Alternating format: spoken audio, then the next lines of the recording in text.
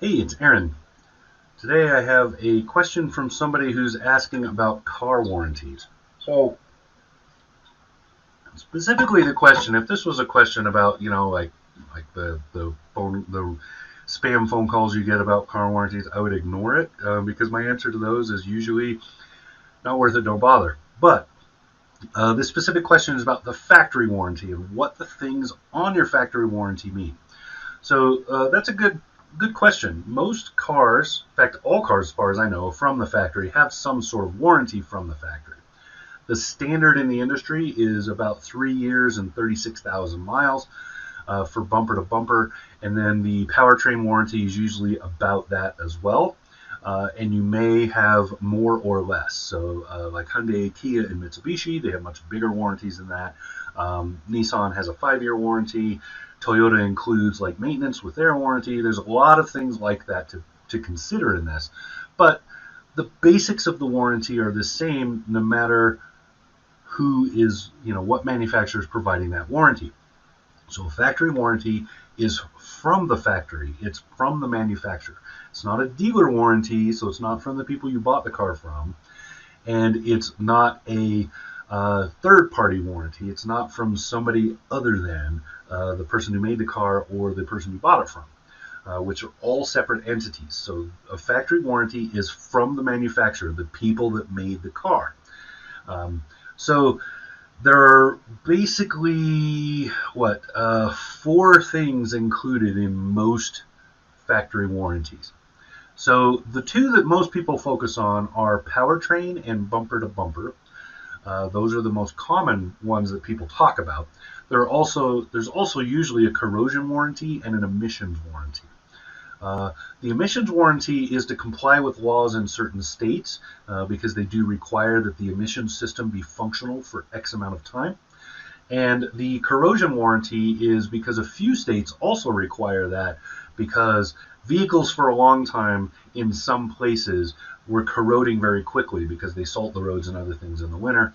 And the corrosion warranty became a requirement because of the vehicles basically wasting away way before their time.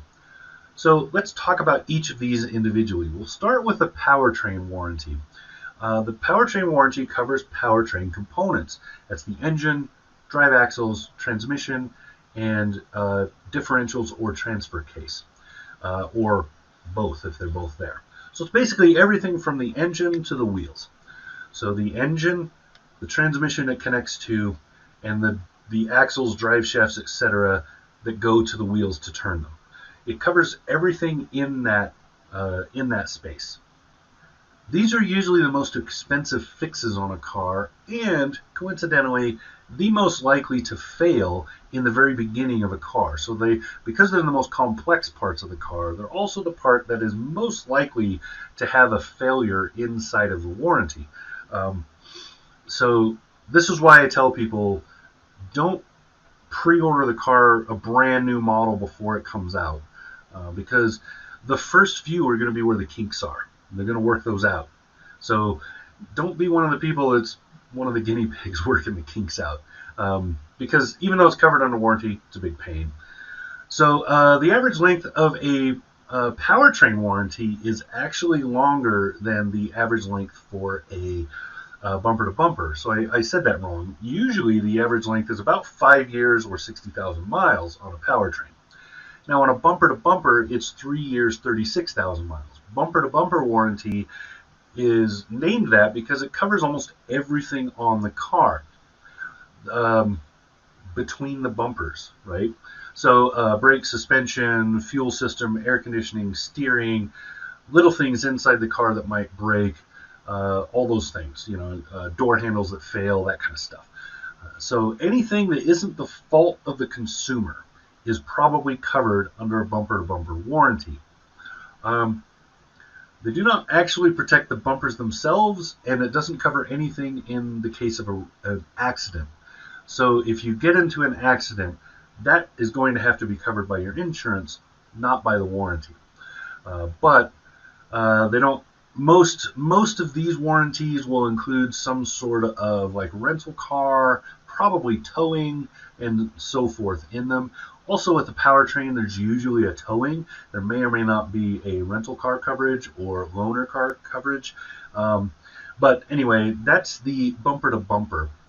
Now, the emissions warranty is it basically just covers the emission components of the car. So anything that fails on the car so that it does not meet state or federal emissions requirements is covered under this warranty. This warranty is normally 3 years. It could be 5 years.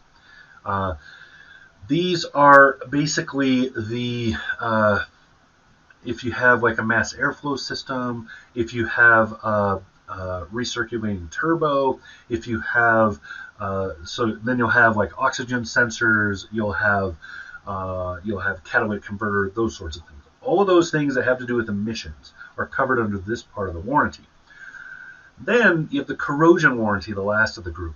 This covers damage to sheet metal on the car, replacing those if necessary should they corrode or rust through during the warranty period.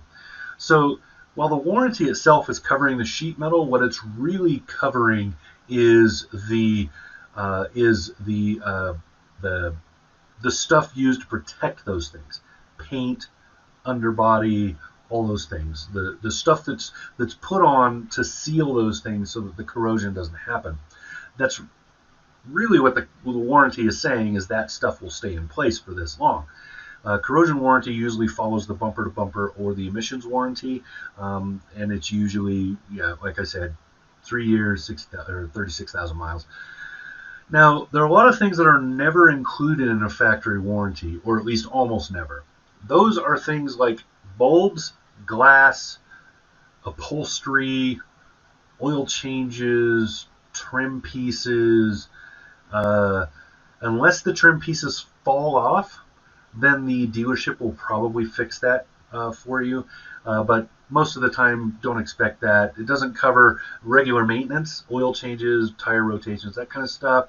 It will not cover like wiper blades. It doesn't usually cover shock absorbers unless the shock absorber fails for a reason other than the roads suck. Right, so it fails because there's a known issue with the shock absorber from the factory, and it doesn't cover things like brakes and that kind of stuff. So the warranties are really for the car having a problem. They are not for the car reacting to its environment outside of that corrosion warranty. So anything that happens in the environment, such as a hurricane, hailstorm, an accident, fire, all of that stuff, not going to be covered under warranty. Unless the car started itself on fire. Whole different ball game. Again, may or may not be covered though. It's really hard because this is legal stuff, so there are going to be a lot of nuances involved. But those are the things that are covered under your warranty, and that is what those pieces of your warranty. So if you look at the warranty paperwork with your new car, they will have all of these in separate sections. Sometimes the emissions warranty is lumped in with the powertrain warranty. Sometimes the corrosion warranty is lumped in with the bumper to bumper. But they're all four going to be there in some format. So there you go. Hopefully this answered the question. If you have a question, you can hit me up down below. Hit me up in the comments down there. Find me on Facebook, Twitter, etc. Make sure to tag or DM me so that I actually see it. And that's it. This has been Aaron. Talk to you again soon.